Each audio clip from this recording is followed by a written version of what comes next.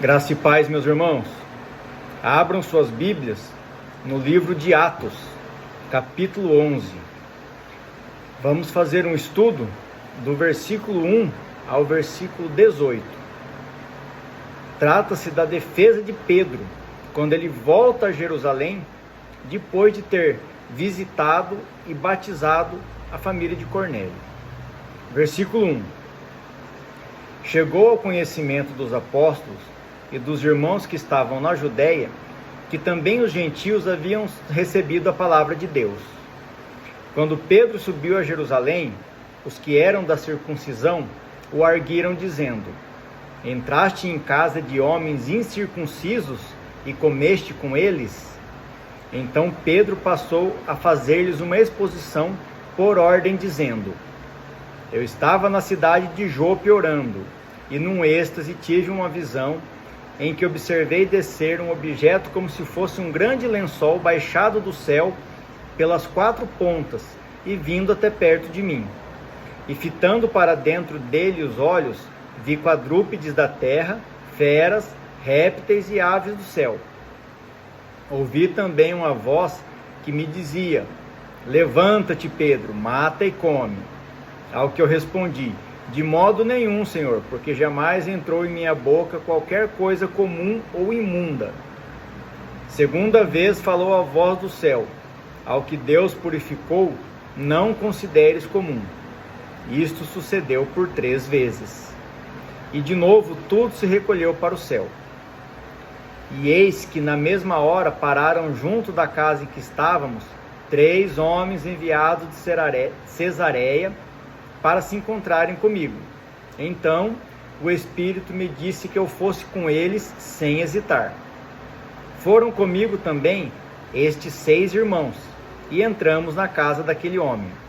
E ele nos contou como vira o anjo em pé em sua casa, e que lhe dissera: Envia a Jope e manda chamar Simão, sobrenome Pedro, o qual te dirá palavras mediante as quais serás salvo, tu e toda a tua casa. Quando, porém, comecei a falar, caiu o Espírito Santo sobre eles, como também sobre nós no princípio. Então me lembrei da palavra do Senhor quando disse: João, na verdade, batizou com água, mas vós sereis batizados com o Espírito Santo. Pois, se Deus lhe concedeu o mesmo dom que a nós nos outorgou, quando cremos no Senhor Jesus, quem era eu para que pudesse resistir a Deus?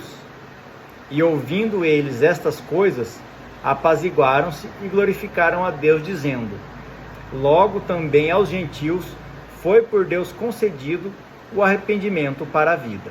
Continuando o nosso estudo, meus irmãos, no livro de Atos, capítulo 11, nós vemos aqui Pedro retornando a Jerusalém, e imediatamente os irmãos de Jerusalém, que são chamados aqui de os da circuncisão, que eram judeus convertidos ao cristianismo, eles perguntam a Pedro se Pedro teria entrado realmente na casa de gentios e comido com eles, pois no costume judeu isso era proibido pela lei.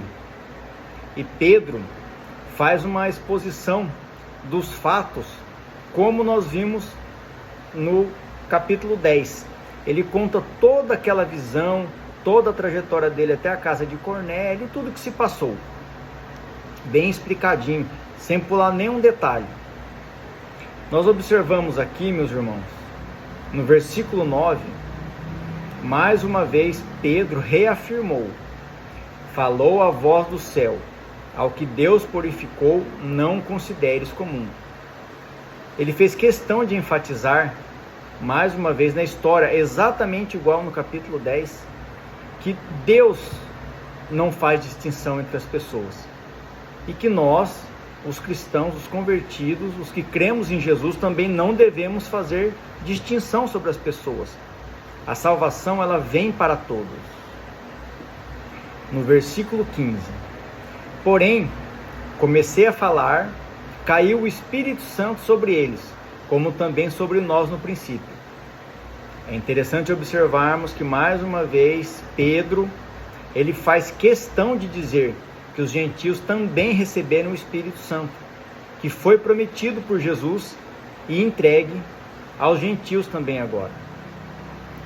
No finalzinho desse estudo, versículo 18: e ouvindo eles estas coisas, apaziguaram-se e glorificaram a Deus, dizendo: logo também os gentios foi por Deus concedido o arrependimento para a vida.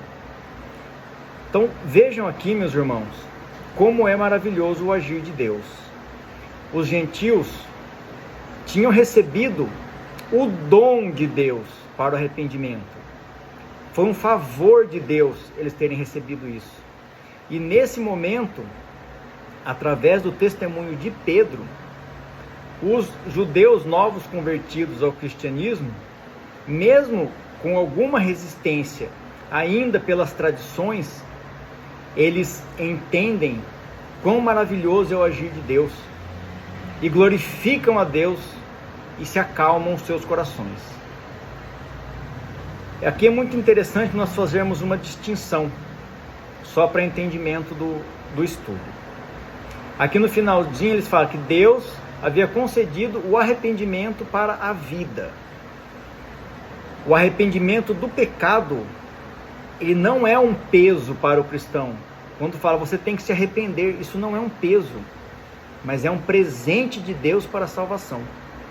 E aqui cabe fazer uma distinção sobre o que é o arrependimento e o que é o remorso. O arrependimento é uma mudança profunda de atitude, não apenas sentir um remorso, mas também uma decisão de mudar de vida e se voltar para Deus. Esse é o verdadeiro arrependimento. Não basta você simplesmente dizer, como a gente vê pessoas aí distorcendo a palavra de Deus, falando que não, eu vou pecar a vida inteira, aí no final basta eu dizer que me arrependo e que creio em Jesus e que eu serei salvo. E não é isso, meus irmãos. Por isso João, no capítulo 8, versículo 32, diz: e conhecereis a verdade, e a verdade vos libertará. O remorso, meus irmãos, não é arrependimento. Ele até faz parte do arrependimento, mas o remorso por si só é um sentimento de tristeza e culpa por ter cometido um pecado ou um erro. Mas o remorso não leva à conversão, à mudança de vida e a pessoa se voltar a Deus. Esse é o verdadeiro arrependimento. Que tudo seja feito para a honra e glória do nosso Senhor Jesus Cristo. Amém.